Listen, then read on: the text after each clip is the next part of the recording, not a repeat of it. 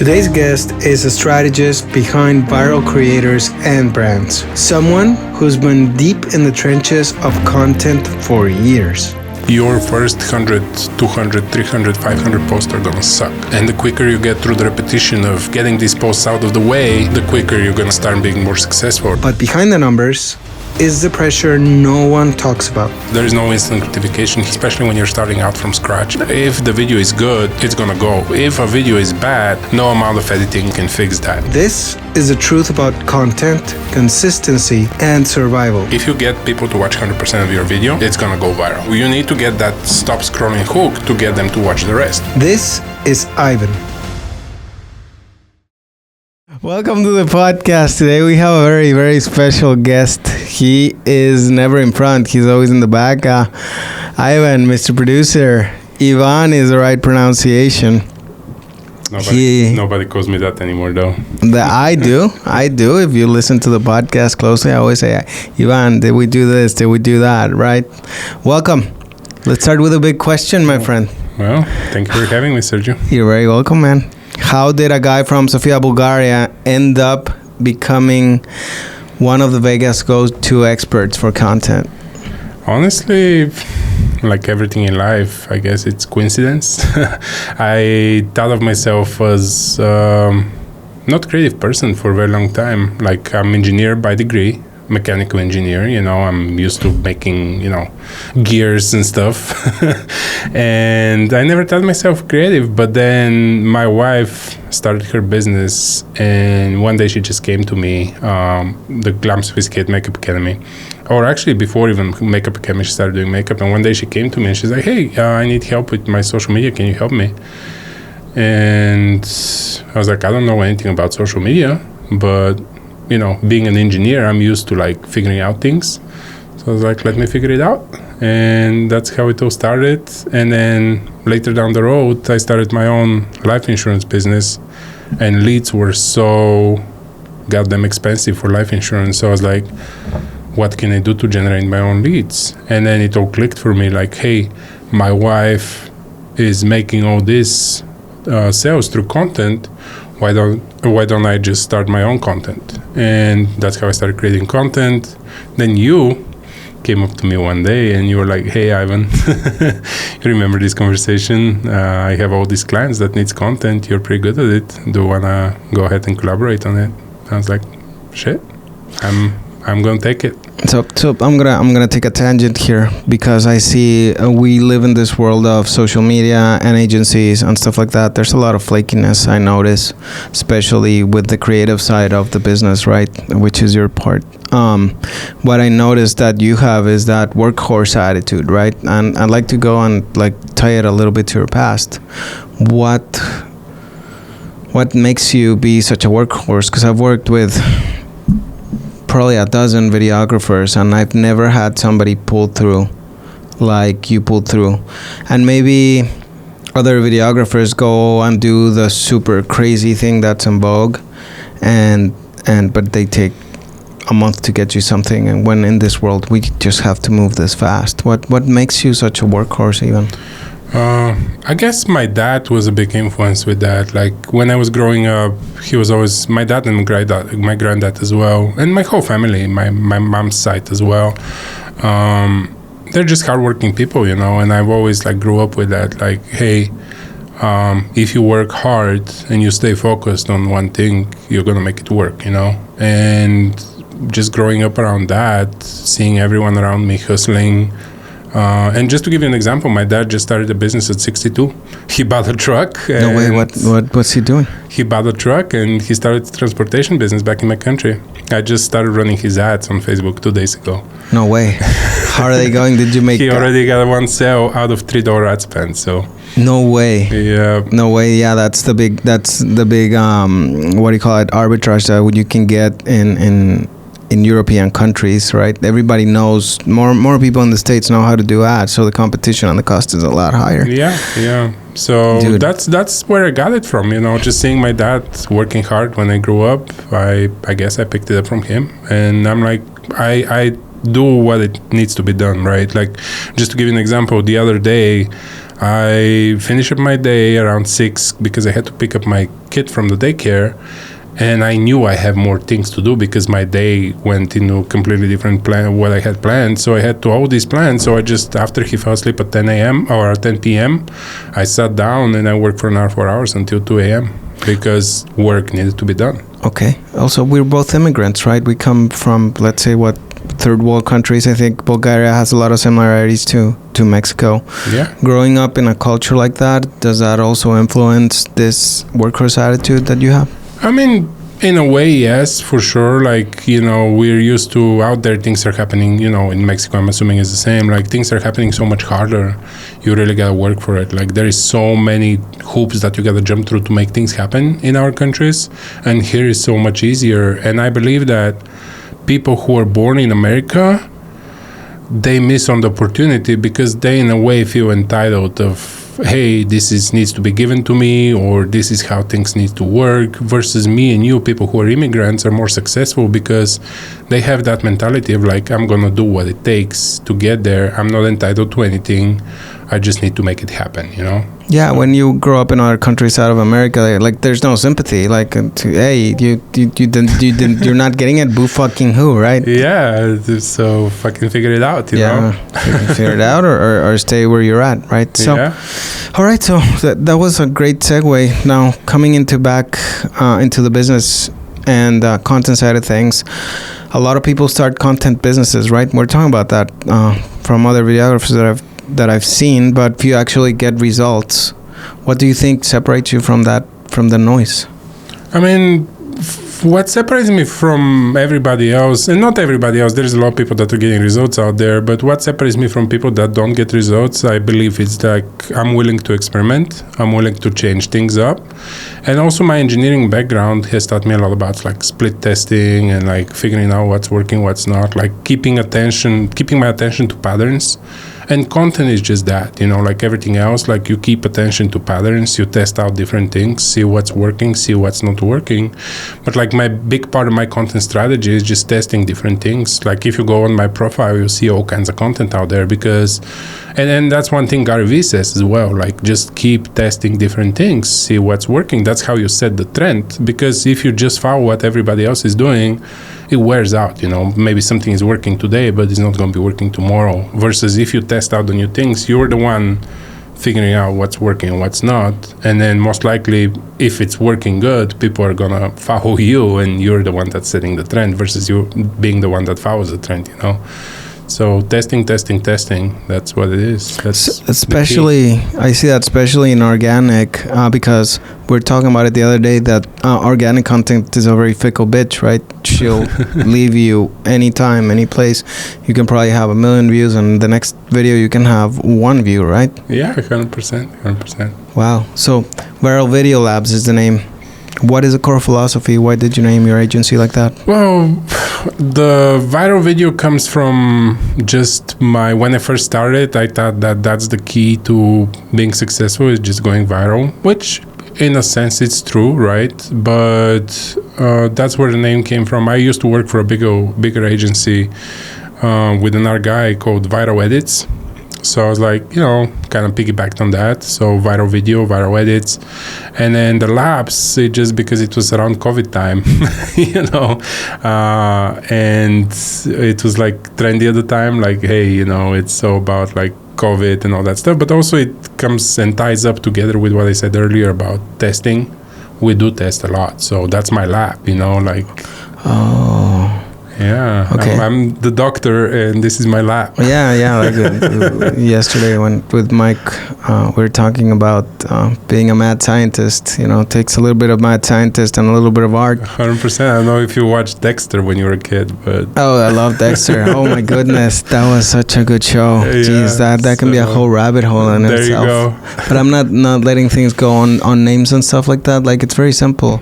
Viral Video Labs, my company, it communicates right away. Like we have the podcast Vegas Voices, Voices, VV, or things that resonate real quick. You want viral video, you come to the lab. I love Google Ads too. Like, that's my company, so it just you can communicate a lot of things in very simple names. I love it. So talking about back into businesses, and now that content is such an essential part of like doing business these days, a lot of businesses are struggling with content that converts. What is it that they're doing wrong? I mean, there is a couple major trends I notice when it comes to people struggling with content. One of them is, a lot of it is mindset. Okay. Just people don't have the mindset to stick with it. They try one thing, post one post, post two posts, post three posts. There is no instant gratification here, you know, especially when you're starting out from scratch. You don't have an idea what you're doing, so they just fall out because they're not consistent enough, and they don't stick out with it long enough. So how do you set that mindset frame for your clients when you start, or for businesses that you coach, or what is the mindset? I do have a mastermind with a bunch of students that I coach, and I always tell them, like, your first 100, 200, 300, 500 posts are gonna suck. Okay. And the quicker you get through the repetition of getting these posts out of the way, the quicker you're gonna get on the other side and start being more successful, right? So you gotta get through the suck like everything else. I told you the same thing when we started the podcast. Yes. You know? Yes, we're definitely better. We're like, we've 20 plus episodes in, 17 released, and you can see if you watch episode 1 and you watch episode 20, such a big difference. And that's only 20 repetitions. Imagine 100, imagine 1,000 repetitions, you know, like it's a muscle. The more you train it, the better you're gonna get. Like, right. And officially, I'm your client in so many ways. I am your client. We're clients and partners in a way. And I see that one of the things you liked was that when I set out this original project, I told you I am committed to doing 100. And I think that's why you really resonated to working with me, because you're very selective on your clients. I know that. And I'm very grateful that I had the mindset, right? So that would be the mindset. So let's just resume it in a few key points. So get through the suck. What else? What other things? Get through the suck. Learn. Like another thing I always tell to my students is, good content creator is a good content consumer. And I'm not saying about like scroll all day, watch people dance on TikTok.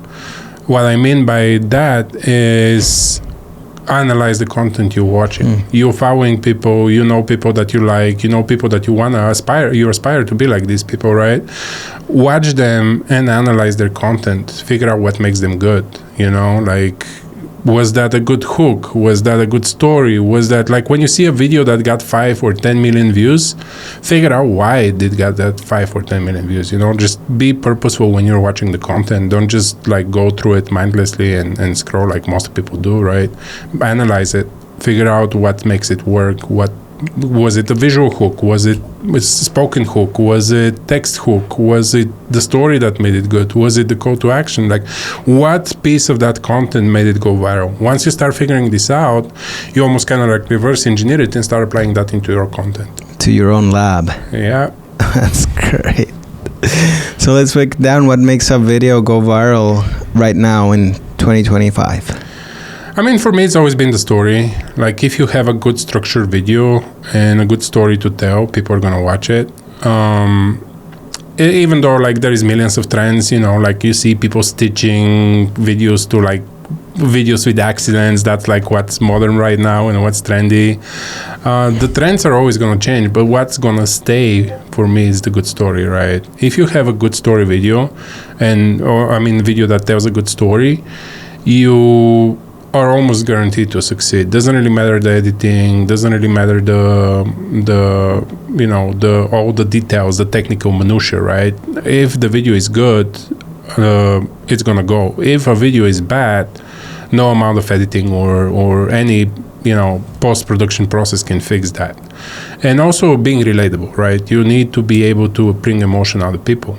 The best video for Nicolina is it got 5 or 6 million views. That's her best ever video. Was her doing her makeup on her birthday in the bathroom, and I walked in not knowing that she's recording, and I was like, "Hey, babe, how can I support you?" And all the chicks on the internet went crazy because apparently they don't have husbands that support them, right? So it was very relatable. Like, you go through the comments, it was like, I don't know, 5,000 comments on this video. Like, all the chicks, oh my God, where do I find a husband like this? You know, like a little ad for let's have that like interlay it into the editing, man. When this is live, it's gonna be fire. Yeah, but it's you need to be able to bring that emotion out of people, whatever that emotion is. Correct. Tell a good story, be relatable, bring the emotion. You're gonna succeed. Okay. I can guarantee you that. So the story is just one part of your famous framework. That's hook, story, solution, and call to action. How does that work? Well, it's really simple. It's technically psychology. The hook, you need the hook. You need the first 1, 2, 3 seconds of the video to be attention grabbing. You need to stop the scroll because people are, again, they're on their phones for hours. Just keep going, hitting that next dopamine hit, right?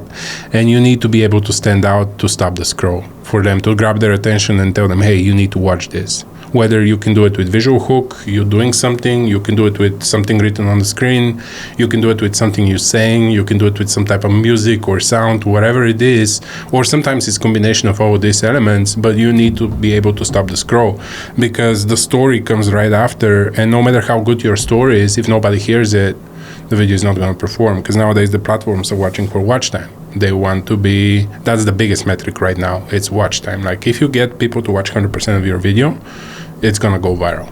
So you need to get that stop scrolling hook to get them to watch the rest.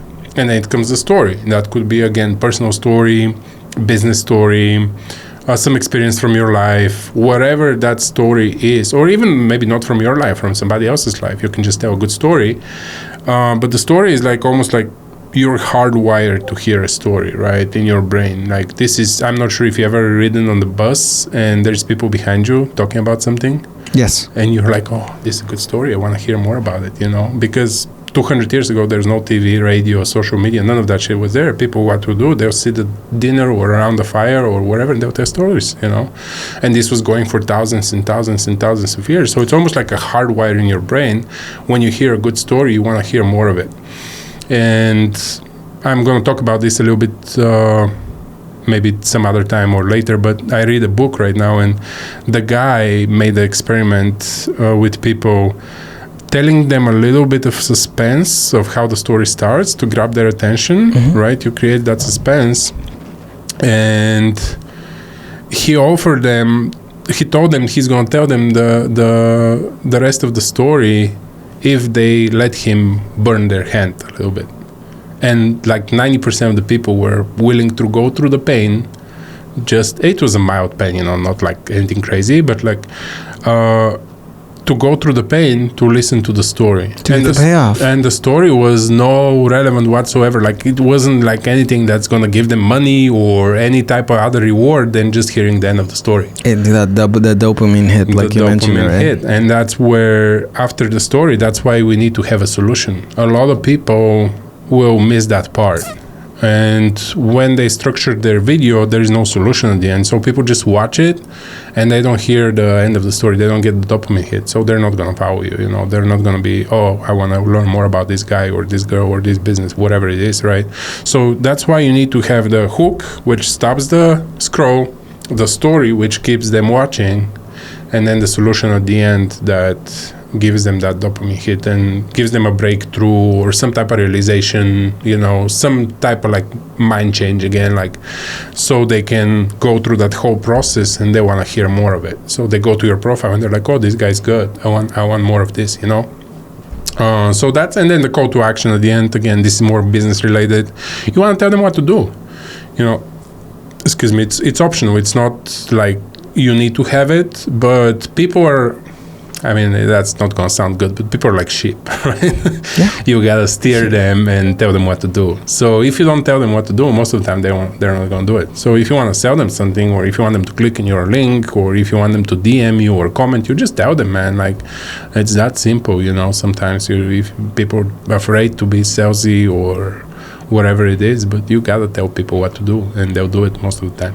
That's true. In a way, the framework, I see it like advertising frameworks. They've worked forever. Like it's the big thing is the headline is like 90% of it, right? That's a hook, and that's what brings people in. And the headline is just selling them on reading the next part. And then the next part is just letting them on reading the next part. Yeah, So I mean, I anyway. didn't invent this. This has been around for like years and years and years. The guy at my old agency, he built his own agency around this framework, and this framework works for everything. Works for short videos, works for long videos, works for ads, works for TV, watch a movie. It's the same framework. They hook you in with some type of suspense. They go through the whole story, and you come to a solution at the end. It's just like instead of 30 seconds, it's hour and a half. Nice. So you helped your wife Nicolina from Glam Sophisticated to go from 0 to 15,000 followers. What was the magic sauce with that one? Consistency.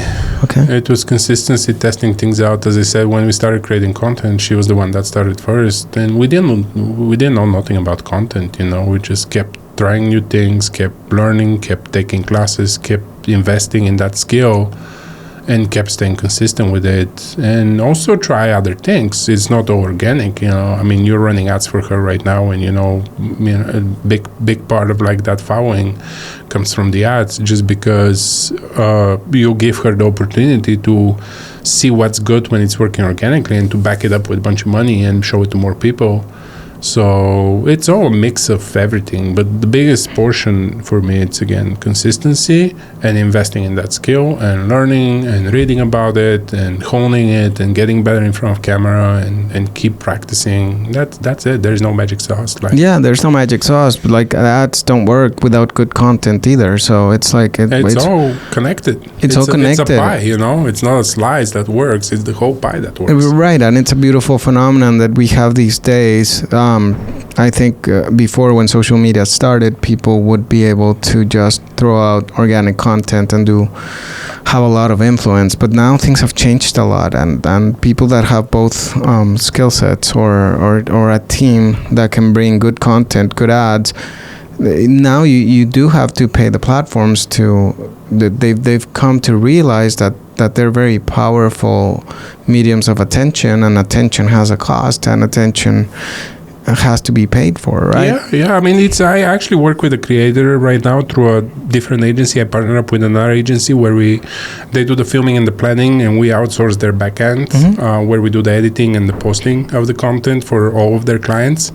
And there's a creator that she works with, and she's a 20 million plus Amazon seller. She sells like 20 plus millions in revenue every single year. And she said one thing that really resonated with me when I was watching her clip. She said, you think about the platform. What does the platform want? How does the platform makes money? The platform makes money two ways. First way is by you bringing more people to the platform and keeping them for as long as possible, which is the attention part. And the second part is you generate revenue for the platform by spending money on ads. So you give them the opportunity to keep the attention of people more on the platform, so they can charge other advertisers and take their money. And then you also put money in ads. So the more revenue streams you can create for that platform, the more the platform is going to favorite you, like you are now becoming a partner of the platform. They want to work with you. They want to show your content to more people. It's a business at the end of the day. That's what they're looking for. Like, how can they make more money? And if you are a big portion of this process when you help them make more money, and at the same time you make your money at the end, everybody's happy, So, but if you are just like one piece of the puzzle, just organic, or just the ads, or none of it, then, well, guess what? You're irrelevant to them, right? Right, and this world of digital marketing is just getting more exciting every day, and we keep on top of things, and it just, I am, every day I just get up to work, and I am fascinated with the podcast, with running the agency, with doing content with you, with helping you with your ads, all that stuff. It is just, it's an exciting world, and I think we have the biggest lever in business. And it's powerful, man. It's we live in the times, man. Like, think about it. Like 50 years ago, you had to spend a couple million on producing the commercial. Then you had to spend another couple million to put that commercial on radio or TV or whatever it is. Nowadays, it's open game, man. Everybody can do it. You don't need millions of dollars of funding or anything like that. You just need to invest the time, invest a little bit of money, and just be willing to get yourself out there and do it. Like it's so easy nowadays. Like the door is open for everyone. So you often say don't chase clients, attract them. What do you mean by that? How can someone start doing it? Another, circling back to the biggest mistakes people make, this kind of gonna segue into that, but another big mistake people make is they create content for themselves. Don't create content for yourself, create content for your clients. Speak to their pain points, figure out what they're struggling with, figure out what's keeping them up at night, laying in bed and looking at the ceiling, and if you can speak to that pain or that pain point or that emotion, and you can bring it up and you can offer them an easy solution, they'll pay the price. So that's what I mean by attracting. Talk to these people's pain points. Talk to what's keeping them up at night, like attract them. They're going to want to work with you if they see that you can offer solution to their pain. Okay. And in this world that, everybody's doing compound. I'm not going to say everybody. A lot more people are doing content. A lot more people are doing ads. Can businesses still go viral in this environment? Yeah, I think so. I've seen creators go from 0 to hundreds of thousands over the span of a year. You just find a formula that works for me, or for you, find a framework that works for you, and just rinse and repeat. Test until you find what's working for you. And I'll give you an example. Like I work with a company right now. One of the companies I work with, it's turf company. They install artificial turf, and we tested. I've been working with them for over a year now. When I started working with them, we were at 200 views, average per video. Now we are on average 5, 6, 10,000. We have videos popping over 50, 100,000 regularly. And it's a boring business. It's turf. But what I find out through testing is that a couple of components, people just love them. I don't know why. Like one of the components is when they're because the turf is rolled up on a roll, and when they unroll it, they need to brush it up and put a sand in it to kind of make it stand up and be soft and nice on feet. And they do it with these big mechanical brushes. Like it's usually gas-powered or electric-powered brush, and they brush it. And people go crazy about this brush, man. Like every single time I post this brush, the post goes berserk, right? Goes up, far away, drone shot of the brush.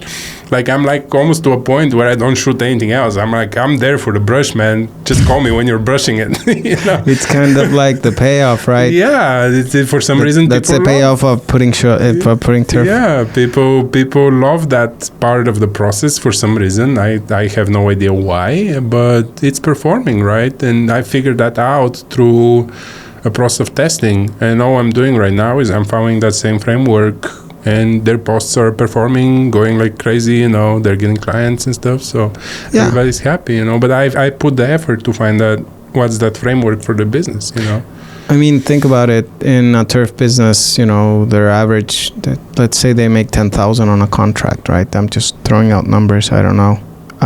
Turf people. Some contracts are over 100K, just to give you a perspective. Okay, so let's just think about it. Just if you go from 200 views to 15,000, how many more possibilities do you have of selling one of those contracts, and how much are you willing to pay for the content that does it, right? Yeah, it's a numbers game, man. I mean, but it's invaluable, right? I mean, yeah, 100%. The more eyes you can draw to your business, there is a certain percentage that out of these eyes that's going to be ready to buy. Maybe not now, maybe in 6 months, maybe in a year, but they're going to need to buy at some point. And if you stay top of mind for them for long enough, they're going to become your client, and maybe that's 1%, maybe that's 3%, with organic, and it's not a big percentage. It's not like you doesn't have to even be like, it can be a percentage of a percentage. Yeah, but if you hit 10 million views or 100 million views, well, the percentage adds up. Even if it's 3%, that's a lot of people. That's a lot of money, So it's invaluable for businesses. Just like I see this is another, and I'm going off topic here. This is another trend that I see people all the time, like especially agency owners. They'll come in and they'll be like, "Oh, the views doesn't count. Oh, it doesn't matter how many views you're getting. You just need to get the right views." Well, guess what? If you get 20 or 200 million views, a big percentage of that views is going to be the right views. Versus if you're only focused on getting the 200, 500, 5,000 views, and you're only focused on this super niche down audience, maybe bigger percentage of that audience is going to be clients, but the numbers don't add. 10% of 5,000 people, it's less than 1% of 5 million people, you know what I mean? So get your business out there and get as many eyeballs on it as you can, because that's what's gonna bring the money, you know? Definitely, Ivan, making us do some crazy bending math for businesses. So is there a perfect number of followers? Like you were saying, followers and views and all this. I would contend to, you know, there's a lot of fake views too these days. But when does it become real that things start to translate from, you know, content to sales and to money? I mean, that really depends on business to business. Like some businesses have a longer conversion time, you know, like not everybody's ready to buy a $10,000 or $20,000 or $100,000 loan. But if you plant the seed, and when they're ready to convert and you stay on top of mind, they'll convert with you, you know, if they like you. But for me, the followers doesn't matter nowadays, just because these accounts I'm talking about, some of them are like under 1,000 followers, and I'm getting like 150,000, 200 views on their reels. Because nowadays the algorithm, I feel, has gotten so sufficient. They'll just show you the content you want to see. And you're interested in without you following the person. Back in the day, if you like really somebody, you want to follow them so you can see more of it. Nowadays, the algorithm is gotten so good at knowing what you want to see, it just show it to you. And I feel like people are not incentivized to hit the follow button anymore, you know, like they're just like, oh, why would I follow somebody when the content, the algorithm is going to show me what I need to see anyways. Like I have people that I've been watching for like 6 months to a year. I don't follow them, but I keep opening my Instagram or whatever platform, and I keep seeing their content multiple times a day. You know? Yeah, these algorithms gotten so freaking smart. It's scary, man. It's scary, but you know, we use them. It's the levers and things we use, and we make a living out of that, and it's possible. And I think it's gonna get even better as time goes by. Someone local wanted to start creating content from scratch, from zero tomorrow. What's your advice? I mean, you have two paths. You know, one of the paths is you don't have money, but you have time. Then go ahead and dive in and start doing it and start reading about it and start learning about it. Get a mentor for cheap. Like you can get, like my mastermind is $97 a month, you know. So for less than $1,200 a year, you can get somebody holding your hand and tell you what's working, what's not. But even if you don't have the $1,200 a year, just go and read. There's like plenty of YouTube videos, plenty of like information out there. Like figure it out and start doing it. And you, by putting in the reps, you're gonna get better. You know, that's option A. Option B is you're now established business. You have the money to invest. You can just hire an expert to do it. You know, like I have better editors than I'll ever be in my business, you know, like hire somebody who is better than you if you can afford it, and let them do their thing, you know. Don't try to micromanage them and be like, oh, why are you doing this? Do it. I have a reason to do it. You know, just trust me and go ahead and run your business and focus on whatever matters to you, and however way you move the needle for your business. I'm sure you, as a business owner, probably have some type of like level of expertise in some area. Focus on what you're good and outsource the rest. You know, that's what I'm doing in my business. I'm good. I mean, I'm okay editor. I'm okay videographer. But my biggest strength is ideation, story, and closing sales, you know, and that's what I'm focusing on my business. Everything else I'm outsourcing to people that are better than me, you know. So if you have the money to outsource it, outsource it. If you don't have the money to outsource it, put in the time, because most likely if you don't have the money, you have the time. You know, it's like almost like the more money you have, the less time you have. Of course. In your business. Of course, yes. And the less money your business generates, usually the more time you have. So figure out which path is good for you and take it. But take the action, because if you sit on your butt, 6 months are going to go by, a year is going to go by, and you'll be at the same spot, you know. Correct. Yes, and as a business, I think these days, let's just say $5,000 spent on TV, $5,000 spent on billboards, $5,000 spent on social media, good content and good strategy. I think you can still outperform any of the mediums using content and ads, which is what we do. Not trying to plug, but that's just what we do. And I think and I've observed that you have a lot more leverage. You can even like outperform 10 times other traditional ways of advertising. Big businesses don't have the leverage. I mean, of course, they can spend the millions on ads and all that, but like there is no reason for you as a small business to not be able to compete with the big guys in nowadays, just because you have all the leverage that you can pull, and it doesn't really require that much investment or money or God knows what. It's just so, as I said earlier, it's so accessible. The door is open for anyone. It's just a matter of whether you want to do it or you don't want to do it. Are you going to find the excuse or are you going to find the reason? If you're just stuck with your excuses, like I'm not good on camera or this or that or whatever it is that your little voices keep telling you in your head, right? If you keep listening to it, you'll never do. If you take the action and you don't care about the results, like in the sense that it doesn't need to be perfect, just go ahead and take the action and make it perfect along the way, you're gonna succeed. That's like it is what it is, Correct. I think that one of the things that's working really well these days and people can take advantage of, like you said, small business, is that friendly neighborhood Spider-Man factor. Right now, if you're friendly and if you target your content to your area and you tell people that you're here and that you're there, that's a lot more relatable and it's working really, really well. They might choose to do business with you rather than a big firm, right? Or like they might, like my wife, they might want to buy her salsa instead of going on Amazon, right? Yeah, awesome, man. Yeah, it's amazing. Instead of going on what do you call it? On Amazon and finding, they'd rather like, even if it's not sophisticated yet, there's no website, there's no nothing, it's a social media content, come and bring me. People would rather like get that friendly neighborhood Spider-Man factor, right? People connect with people nowadays. That's it. Like if you manage to connect with your audience and they see you for who you are, and they're gonna want to buy from you. It doesn't really matter the price. It could be you can be charging 5 times more than the competition, and they'll still want to work with you because they like you. Like I'll give you an example, and it's a different factor because I like to work with people that work with me, and I'm in the process of redoing my backyard. Guess who I went to? I went to the person I work with because I know them. They work with me. They give me money. I want to return the favor and work with them. I didn't even check other companies. I didn't even bother. I don't care. I don't have the time to go and talk to like 1,000 other companies. I like you. I work with you. I don't care if you charge me an extra $1,000 or $2,000 or whatever it is. Like hey, we were talking about this yesterday. I don't have the time to go and spend days to do research and talk to 10 other companies. The time I'm gonna spend probably gonna cost me more than the $2,000 extra you're gonna charge me.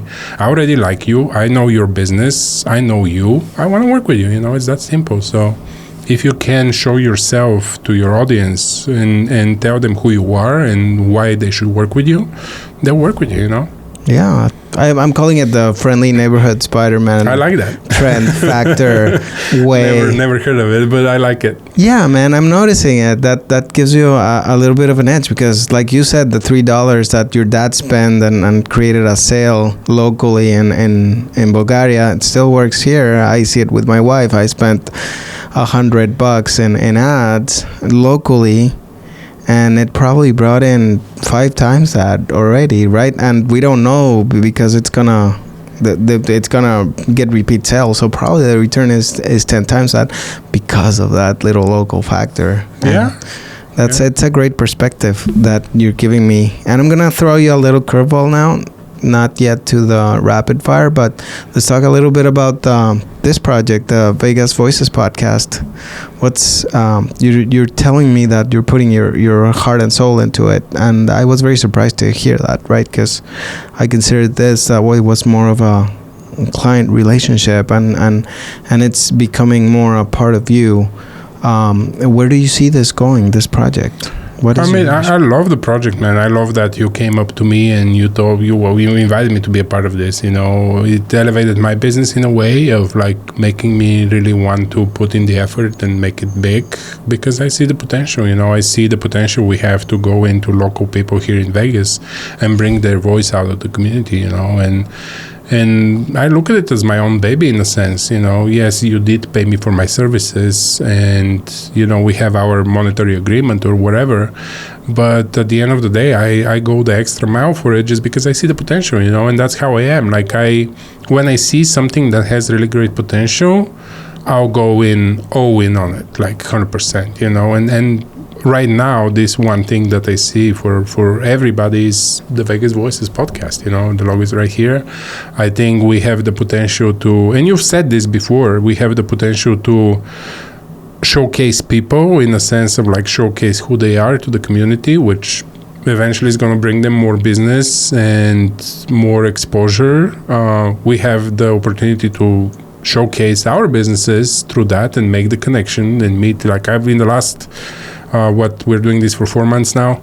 In the last 4 months I met more business owners than I've met probably in the last 5 years, and that's, I know that this is going to pay off for us in a sense of just being top of mind of people, and people, when they think about, who does content or who does ads, well, guess who? This guy, and that's the win for us. And then there is the win for the community, because the community can find something that they didn't know about, like the diaper cause we interviewed diaper banks, there's food banks and there's diaper banks. I never knew this thing existed, and I probably would never know if I didn't do this this podcast with you. And I do have a 2.5-year-old son, and that's very relatable to me. I know what it takes for a new parent to the cost it takes to raise a child, and I know that I'm fortunate and I'm grateful for being able to afford it at this stage of my life, but a lot of people can't, and I never thought of this as a problem until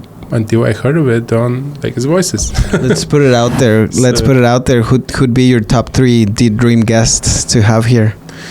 Oh man, this is a tough one. Like it's hard to narrow it the top 3, man. Vegas is such a diverse city. We have so many cool people in the city here, and I feel like it's even from California nowadays. More like movie industry is coming, and so many cool things are happening in Vegas. I don't know. I'd say maybe the mayor. Okay. I'd say maybe a top executive for a casino. I like to bring somebody on and ask them the tough questions of what it takes to run that. Mike Tyson, maybe. That'd be cool. I love Mark Wahlberg would be cool to have. So many good things. So many good people in the city that I love to have one day on the podcast. And, as we grow and as we get bigger, I'm sure we will get those guests. I think it's going to happen. I was very amazed on our last interview yesterday, and this is more like a behind-the-scenes talk, that PR agencies are starting to look at us as an authority, as a medium, right? Because there's no more local mediums. This lady Alejandra was telling us that a lot of print mediums are dying. A lot of the print magazines that were a hub for people. So I think we're feeling a need that we didn't even know we were feeling, right? We just 100%. My idea from the sauna, and your idea, but also the execution, so many people get good ideas, but not everybody is willing to run with it. Yeah, that's true. And the other thing, I was asking, do you know other podcasts or other people that are just following through on it, right? We've seen and we've met other podcasters I have, and there's really no follow through. But I think also it's the place that we're coming from, like our mindset, and I would say our heart set, right? I didn't come to this idea as a profit motive, right? We are going to be a benefit indirectly one way or another, because we're creating a circle that just feed off each other. It feeds off each other, and we meet this person, and it connects to this, that gives us this, and you never know where it comes from. Your network is your network. Right. So you create a network, right? And I think when you do that, you do it pure, like just to say, not to criticize, but when you start like, I'm gonna make a podcast to make money, I don't think the leverage is there or the arbitrage is there anymore, because social media now is so populated, right? Maybe before when there were not that many things. Now you do have to stand out, and you do have to have a mission, and you do have to have a purpose, and 100%. I think that's true for every business. I think and with a good mindset. Business, you know, like if you just go in a business for money, I don't think that many people out there have succeeded going with that mindset. You just go in the mindset of like solving a problem for people and helping people in a way of having, again, going back to the pain point, having them solve a pain point they have. That's what matters. You know, I don't think the monetary part is a good enough motivator to keep you going in through, you know, what it takes to run a business. I know what it takes to run a business. I don't think like just the money alone is enough to keep you going on that, you know?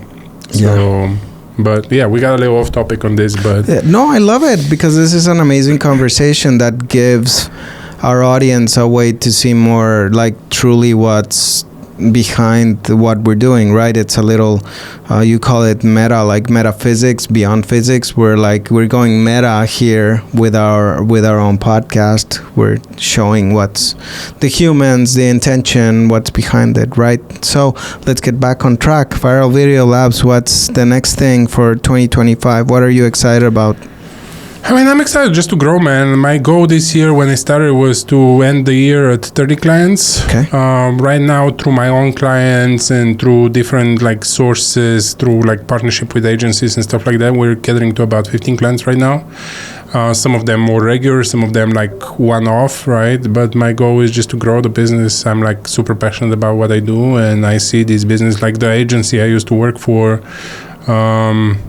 The guy that runs it, I don't think he has something more than I have. You know, he's just a regular guy, and he's pulling $3.5 million a year in revenue, and I don't see a reason why not be there. You know, like for me, maybe not this year, but next year or the year after. Like I don't think it's going to take me more than 2-3 years to get there. And I actually just had this same conversation with my employee yesterday. Kind of like outlining the plan and figuring out where we're going to go and what we're going to do. But like I think we bring enough value to people to just and to businesses. Like social media, yes, maybe it's oversaturated, maybe it's many things out there, but like I feel like so many businesses are still missing out on that. And if I can go in and help 30 businesses this year, 60 businesses next year, maybe 120 the year after, I'll do it. And yes, I know, you know, I mentioned the 3.5 million, even though money is not my main motivator to do this. But I think that there is so much money in the content economy that we haven't even tapped into like 10% of it, what you see right now, you know, like 10 years from now. We're talking about VR, AI, like so many new things that are coming out that if right now 40, 50, 60% of all the people are on social media and in that reality, I think like soon it's going to be 100%, you know. So let's do a shameless plug here for Viral Video Labs. Come on. Yeah, you're more than welcome to take advantage and get content as good as you see on the podcast or even better. Wow. When you look back 10 years from now, what do you want people to say about the impact you have had on them? For me, I just like people to think like, hey, this guy really helped me scale my business or get there or whatever it is, bring more sales, help me, you know, because a lot of times people, what they don't realize that behind every business there is a family, you know. So when you help a business succeed, you help a family succeed. You indirectly help their, you know, relatives and friends and family, and just help people improve their life, you know. And a lot of people don't realize that. They think, oh, I'm going to go spend money and somebody's going to get rich. And sometimes that's true for big corporation, but oftentimes these mom and pop and small businesses, by you buying from that business, you help putting food on the table or help bring a kid to school or, you know, help with things that we don't think. So if somebody 10 years from now, even if it's one single person goes in and be like, hey man, this guy Ivan really helped me do this shit and I wouldn't be able to do it without him, you know, that's my biggest payoff. That's my biggest payoff, you know. And you're being the friendly neighborhood Spider-Man right there, man. That's awesome. I mean, it's true, you know. That's my motivator. I love it. Yeah, it feels really good. What we do has a lot of impact. Yeah, you know, when I look back and I see this business got more business because of me and because of something I did or because of something I know, that's what we live for, man. Yeah, when I was money is secondary, you know. Absolutely. When I was back in college, I got to go to like what's the equivalent of the Wharton of Mexico, and I was very privileged, even though I grew up in a third world country. I don't understand what you understand. I was actually upper high middle class, and I got to go to very good schools. And the principal, the dean of the school, told us one thing, right? Like in Mexico, 50% of kids get through primary school, 25% get through high school, 10% get through blah, blah, blah, and only 3% get to go to college, right? Out of 100 that get to go to college, 3% gets to come here where you're coming.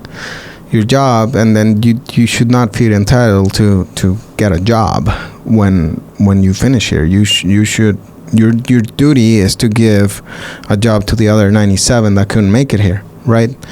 And in a way, that's what we're doing. That's what you're doing. You know, we're creating more jobs because we're bringing leverage to businesses to sell more, and then they sell more, so then they have to hire more people. So in a way, I ended up doing that. That's my own hero's journey, but I just wanted to share it because I thought it would be 100%. 100%, and I agree. You know, I currently have 17 people on my team.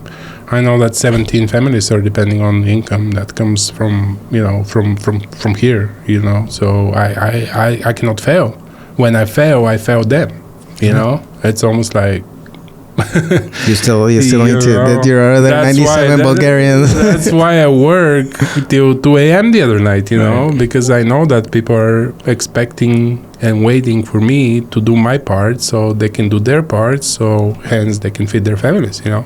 That's a beautiful motivation, brother. I mean, it speaks volumes about you, and I do see that in everything you do, man. I admire it a lot. Thank you. Cool. Let's do the rapid fire, man. What's your go-to filming setup? Honestly, I don't think it matters. It can be a little. It can be the phone or as sophisticated as we have. Mic, you know, you can just start with the phone. You know, nowadays phones are so good that you don't any. Like again, for me, it's not the how of the content, is what you're saying and the story and the emotion you bring. You know, you can be just like I follow this guy, and I'm gonna do a long answer on this question, but I follow this guy. He's some grandpa in Miami, and he does, or somewhere in Florida. I'm not sure if it's Miami, but he's filming in his pond full of lilies. He just goes in the pond, pulls up his phone, and he just speaks from the heart, man. And he has like, I don't know, probably close to 1 million followers now. No way. Yeah. So you don't need the fancy, I mean, it's good when you have the fancy cameras and the fancy mics and all that stuff. The content is just better quality, but it's a substance. None of that matters if what you say it's not relevant, you know? Wow. What is the last book that you read that changed the game? I'm actually reading that. Well, I read a lot of books, so it's hard for me to narrow it down to one specific one. But the one I read right now, this year, I've really focused on stories, improving my storytelling. And the one I'm reading right now is from Matthew Dix, I believe is his name. It's called Story Sell. He's a speaker of The Moth. I'm not sure if you ever heard of The Moth. It's like a group of people that get together and tell stories. No. And they have events all over the country and co-ops all over the country. But he kind of brings the framework they use to tell a good story and teaches you how to turn that good story into a business. You know, how you can turn an everyday life story into business. And I know we're going like for 53 minutes right now. So I'm going to be quick, but I kind of want to give you an example on this because I think it's super important for people who create content. Always think about what story from your day-to-day life you can bring and turn it into whether a business or a mindset or whatever it is. Like he has a thing called Homework for Life. It's a simple Excel spreadsheet. So at the end of the night, you just spend 5 minutes thinking about 3 to 5 stories from your day that kind of like touched on emotion or stood out for you, and just write them down. And then next time you're doing a keynote presentation or talking something about the business, go into that idea file and figure out which story you can tell to make it relevant. And I recently was in LA teaching a class. I was there with my wife. She had a makeup class, but she asked me, can you go in and talk a little bit about content for like an hour in front of her students, because they're part of also my mastermind. They get access to me to help them get better content. I was like, sure. So the story I told was the story about, I was dropping off my kid. That was a couple weeks ago. And I was dropping him off at the daycare, and I was in a rush. I was late for somewhere, as I'm always sorry, as you know. I'm always 10 minutes late. I don't even text you anymore because you know already. But I was late, and I was rushing. And he was like, Tata, carry. He wanted me to carry him in the daycare. And on a normal day, I would get frustrated because he's old enough to walk on his own. And me picking him up and carrying him into the daycare is actually going to take me, time. My hands were full, whatever I had in my hands. It's another 5 minutes, right? It's extra 5 minutes, right? So in my day-to-day, it's like 5 minutes is a lot of time, right? But then as I thought about it, I was like, hey, he's 2.5 right now. In a year, he probably wouldn't even want me to carry him ever. In 5 years, he wouldn't even want to hang out with me, and God forbid this afternoon I can get hit by a car or get in an accident, and that might be my last opportunity to carry him, So that simple mind switch allowed me to grab him, hug him. He hugged me. I was happy and jolly, and I took him to the daycare, and my day was going great after that, even though I was late for where I was going. But what that story made me realize, and that's the outcome here, if you follow my formula, is made me realize that a simple mind switch can change your life. When it comes to and I gave them the example with content. A lot of people think content is a hurdle. I need to create content. It's a drag. I don't feel in front of camera, or whatever it is. But then if you just manage to switch your time and think about how you enjoy doing content because it helps your business, because it brings value to other people, then you're going to want to create more of it, because as humans, we just want to make more of what makes us happy, right? What moves the needle. So mind switch, man. Just gotta be able to do that. And that's because I read this book. I'll probably never come to this realization if I didn't read this book, Story Sell. That definitely changed the game, definitely. And you took us down the path of the story. So you did the whole thing, made a circle in your answer, right? Yeah. And I just got lost. I even lost my train of thought for the podcast. Because you listen to the simple day-to-day story. It doesn't need to be nothing magnificent. It doesn't need to be, I was in this $1 million mansion or whatever it is. That's interesting. Look for the things that are day-to-day life that can help you bring that emotion in people, and use that to create stories and tell those stories. Thank you. What's the moment that you knew you made it? Honestly, I don't think I have. In the sense of it's always a progress. I don't believe in you made it concepts in a weird way. I think that you made it by you doing the steps, by you going through the motions, by you putting in the effort. The progress is the goal. It's not there's no end goal. Every time I've put an end goal in mind, when you get to the end goal, you just don't have the motivation anymore. Versus if you fall in love with the process, that's where the money is, So for me, I don't think I'll ever make it, I'll just keep going for life, keep improving, and there is always more out there, So I wouldn't say, I wake up one day and I'm like, I made it. No, I just enjoy the process. I don't think process of you, I guess people call it trying to make it or whatever it is, I just enjoy what I do. I fell in love with what I do. And for me, that's enough to maybe call it I made it. I don't know. It's a tough topic for me. I've never had that mindset of I think everything is in the context of relative to others, right? If I would measure myself with my high school class, right, and now they're seeing all my content out there and all that, it might seem like I made it, or the same thing probably with your peers or with the people you grew up. It might seem, but you made it. I think when you made it is when you when you die. No, when you die, But not only that, when you realize that you never make it, you're never. It's exactly. just it's a process. It's a mirage, you know. Like you keep walking through the desert, it seems like somewhere out there. And that's life, and that's what we come here for, right? I believe. There is an interesting statistic out there. Like people, when they stop working, when they retire, they die pretty quick right after that, just because they lose that purpose, you know. So I don't think I'll ever retire or I'll ever said, oh, I made it. Like for me, it's the progress that keeps me going and that matters, you know. Like I don't care about, like, everything else is secondary, you know. Like money, more money, it's second. It's a byproduct of the effort you put in out there, you know. So I know that as soon as I keep putting in the effort, I'm gonna keep making more money, keep bringing more success, keep, you know, whatever, improving my life and my family's life and other people's lives. But the progress is what matters to me. It's not the end goal. Well, you know? Thank you, my friend. Thank you, Mr. Producer. Let's get all your socials and all your follows out there. How can people get in touch with you? This is ways to find me on Instagram, ivan.unfiltered, and just go and DM me. It's either me or one of my VAs that's going to respond to you. I'm not always the one responding on this account, but I do log into this account like daily. So if you really want to connect with me, just DM me, comment. You know, I'm 3 years into my business. I'm still building my website. Right.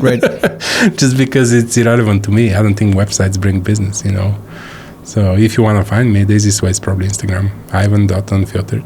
Yeah, and follow his daily vlogging. I think it's an experiment, and it's admirable because every day he's putting a full story of the day, and it keeps you engaged, and it's fun, and which reminds it makes me, you super relatable. I remember. Reminds me, let's document that, man. I don't think I. We're documenting. Hey, today we're with Mr. Sergio. Right, Mr. Sergio filming a podcast. What's up? Daily vlog number 17. So he's doing his vlog right now. It's crazy, huh? Anyways, thank you, Ivan. And I'm not gonna say thank you for being a Vegas voice. Thank you for being Vegas Voices. We are being Vegas Voices. Yeah, thank you, Sergio, for having me on this. This has been a journey, and I think we're gonna go far with this. Right, and this is what 27, 20. So see you at probably 1,000. Maybe we'll do another one of these because we actually went through 1,000. Yeah. I think we have a lot of things to share and a lot of things to help people. So I feel like maybe me and you should start doing this more regular, like every 10, 20, 30, 50 episodes. Just sit down and reevaluate, man. Yeah, give an update to what's going on behind the scenes and also ideas that come up. I think this is just going to take off in ways that we don't even know today, that we're going to be laughing at 100%. 20 episodes, 30 episodes from now. I'm certain about that. Yes. Hey, thanks, it's been man. a pleasure, man.